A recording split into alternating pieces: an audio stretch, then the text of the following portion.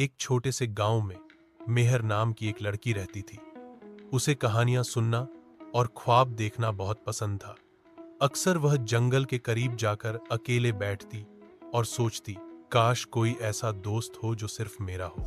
एक दिन जब वह फूलों के पीछे छिपी एक पुरानी झील के पास गई, उसे एक चमक नजर आई।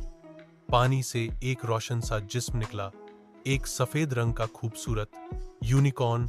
उसकी आंखों में नूर था और पीठ पर चमकती सी सींग। मेहर पहले घबराई, फिर धीरे से उसके पास गई। यूनिकॉर्न ने सिर झुकाकर उसे सलाम किया, जैसे दोनों एक दूसरे की तलाश में थे। मेहर ने उसका नाम नूर रखा।